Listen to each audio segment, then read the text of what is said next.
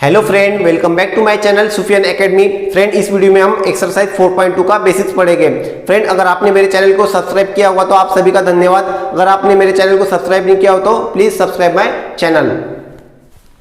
Properties of determinant. Friend, हमको exercise 4.2 के basics में टोटल 8 प्रॉपर्टीज स्टडी करनी है। हम उसको वन बाय वन स्टडी करेंगे। Property number 1, the value of determinant remains unchanged if its row and columns are interchange.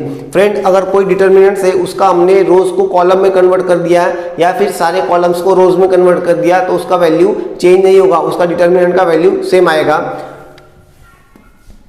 ठीक है फ्रेंड, कोई एक डिटर्मिनेंट है, मान लो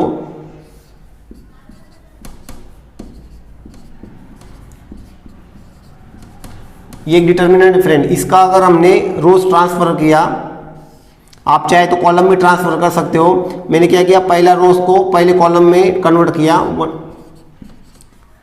सेकंड रो को सेकंड कॉलम में कन्वर्ट किया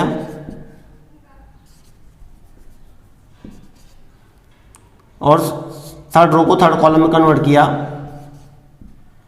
आप चाहे तो कॉलम भी कन्वर्ट कर सकते हो। फर्स्ट कॉलम को फर्स्ट रो में कन्वर्ट कर दो, सेकंड कॉलम को सेकंड रो में और थर्ड कॉलम को थर्ड रो में। तो फ्रेंड, ये हो गया आपका ट्रांसपोज हो गया। ठीक है, तो फ्रेंड इस डिटर्मिनेंट का जो भी कुछ वैल्यू आएगा तो वो किसके बराबर रहेगा, इसके बराबर रहेगा, इस डिटर्मिनेंट के बराबर रहेगा। मतलब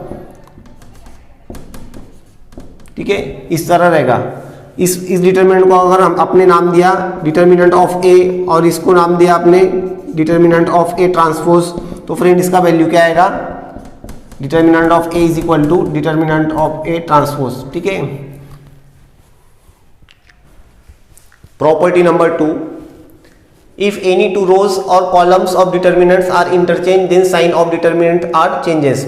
फ्रेंड, अगर कोई डिटर्मिनेंट का आंसर हमने फाइंड किया, अगर उस डिटर्मिनेंट का हमने कोई दो रोज एक दूसरे के साथ इंटरचेंज अगर किया या फिर कोई दो कॉलम्स एक दूसरे के साथ इंटरचेंज किया तो उसका जो आंसर आएगा वो पहला जो हमने फाइंड किया था उसका निगेटिव में आएगा। ये हमको इस प्रॉपर्टी में दिया है। मान लो कोई डिटर्मिनेंट दिया है 1 2 1 2 1 3 2 3 1। फ्रेंड, अगर इसका हमने डिटर्मिनेंट फाइंड किया तो इसका डिटर्मिनेंट मान लो 4 अगर आया, ठीक है, तो अगर हमने नेक्स्ट टाइम ट्रांसपोज रो 1 का ट्रांसपोज रो 2 के साथ किया, रो 1 का ट्रांसपोज रो 2 के साथ अगर कर दिया हमने तो फ्रेंड वो हो जाएगा 2 1 3 1 2 1, मतलब रो 1 हो जाएगा रो 2 और रो 2 हो जाएगा row 1 2 3 1 third row as it is. तो फ्रेंड इसका जो डिटर्मिनेंट आएगा वो ओरिजिनल डिटर्मिनेंट के निगेटिव में आएगा। इसी तरह फ्रेंड, आप दो कॉलम्स को भी एक दूसरे के साथ इंटरचेंज अगर करोगे तो उसका आंसर भी आपको निगेटिव में आएगा।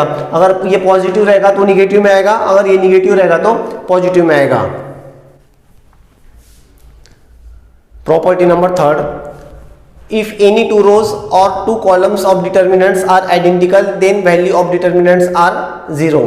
फ्रेंड, अगर कोई हमको डिटर्मिनेंट फाइंड करना है मैट्रिक्स का, ठीक है, तो फ्रेंड उसके दो रोज और दो कॉलम्स अगर आइडेंटिकल अगर रहेंगे तो उसका डिटर्मिनेंट 0 आएगा। ठीक है, आपको एग्जांपल देकर बताता हूँ। फ्रेंड, अगर इसका हमने को डिटर्मिनेंट फाइंड करना है, ठीक है,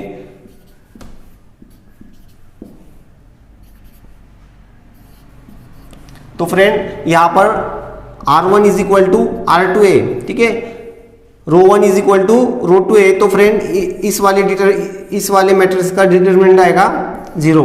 ठीक है, सिमिलरली अगर दो कॉलम्स इक्वल रहे तो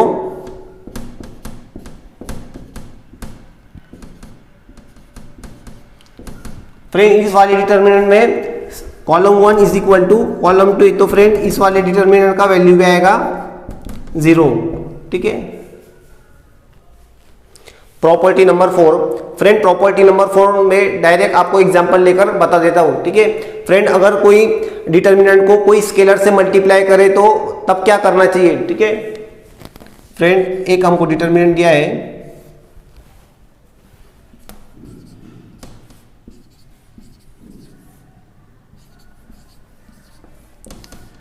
फ्रेंड इस डिटर्मिनेंट को मान लो मैंने कोई स्केलर से मल्टीप्लाई किया, के स्केलर से मल्टीप्लाई किया, तो यहाँ पर भी मल्टीप्लाई करना पड़ेगा। तो तो friend in case of matrices हमने पढ़ा था, कोई स्केलर से अगर मल्टीप्लाई के करे तो उसके ईच एंड एवरी एलिमेंट को हमको मल्टीप्लाई करना पड़ता था। But in case of determinant हमको कोई भी एक रो से रो को मल्टीप्लाई करना पड़ेगा, चाहे आप रो 1 को मल्टीप्लाई करो, रो 2 को मल्टीप्लाई करो या रो 3 को मल्टीप्लाई करो, चाहे आप रो कॉलम 1 को मल्टीप्लाई करो, कॉलम 2 को मल्टीप्लाई करो या फिर कॉलम 3 को मल्टीप्लाई करो। तो फ्रेंड मैं यहाँ पर रो 1 को मल्टीप्लाई करता हूँ, 1 इंटू के, 2 इंटू के, 2k और 1 इंटू के, और बाकी जो रोज रह गए वो एज इट इज। ठीक है, इस तरह हम scalar multiplication in case of determinant करेंगे। Property number 5, friend property number 5 भी मैं आपको एक एग्जांपल देकर बताता हूँ। Friend in case of this type of determinant अगर आपको आ गया तो आप इसको स्प्लिट करके कैसे लिख सकते हैं। ठीक है फ्रेंड, अगर इस टाइप का आपको डिटर्मिनेंट आ गया तो प्लस फॉर्म में स्प्लिट करके इसे कैसे लिखेंगे। तो फ्रेंड एक तो आप रो 1 को स्प्लिट करके लिख सकते हो या फिर रो 2 को स्प्लिट करके लिख सकते हो। मैं पहले आपको रो 1 स्प्लिट करके बताऊंगा। ठीक है, तो फ्रेंड इसको दो डिटर्मिनेंट में आपको स्प्लिट करके लिखना है। तो फर्स्ट रो स्प्लिट करूंगा मैं, ए, फिर आएगा बी, फिर आएगा C, plus B C D, B C और डी। ठीक है, A plus B, B plus C और सी प्लस डी। फ्रेंड मैंने रो 1 को स्प्लिट कर दिया, अब मैं रो 2 और रो 3 को एज इट इज लिखूंगा, D plus E plus F, G plus H, I J K, और इस तरह इस वाले डिटरमिनेंट में भी D plus E plus F, G plus H, I J K. Friend यहाँ पर मैंने रो 1 को स्प्लिट किया था, आप चाहो तो रो 2 को भी स्प्लिट करके लिख सकते हो। ठीक है, और ठीक है, अब मैं रो 2 को स्प्लिट करूंगा तो फ्रेंड डी ई जी प्लस ई एफ एच। ठीक है फ्रेंड, मैंने रो 2 को स्प्लिट कर दिया, D plus E plus F और जी प्लस एच। फ्रेंड अब मैं रो 1 और रो 3 को एज इट इज लिखूंगा, ए प्लस बी, बी प्लस सी, सी प्लस डी, इधर भी ए प्लस बी प्लस सी और C plus D,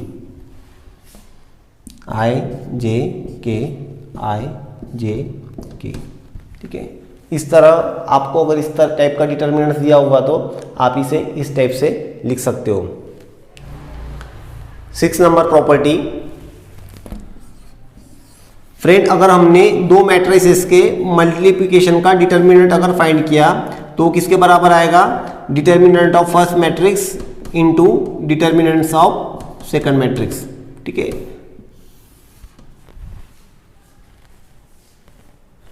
seven property.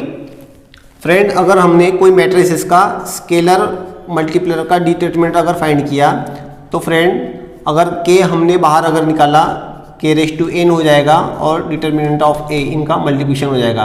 तो फ्रेंड इनका वैल्यू किसके ऊपर डिपेंड रहेगा, अगर मैट्रिक्स 3/3 रहेगा तो इनका वैल्यू 3 आएगा इस टाइप से। अगर मैट्रिक्स ए मैट्रिक्स या ए डिटर्मिनेंट 2/2 रहेगा तो उसका इनका वैल्यू 2 आएगा। अगर 4/4 रहेगा तो इनका वैल्यू 4 आएगा। ठीक है, प्रॉपर्टी नंबर 8। फ्रेंड अगर कोई डिटर्मिनेंट के कोई एक रो के सभी एलिमेंट 0 है या फिर कोई डिटर्मिनेंट के एक कॉलम के सभी एलिमेंट अगर 0 है तो फ्रेंड उसका डिटर्मिनेंट का वैल्यू आएगा 0 आएगा।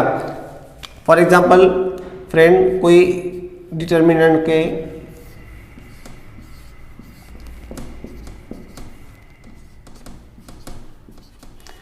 कोई एक कॉलम के सभी एलिमेंट 0 है तो फ्रेंड इसका डिटर्मिनेंट का वैल्यू आएगा 0।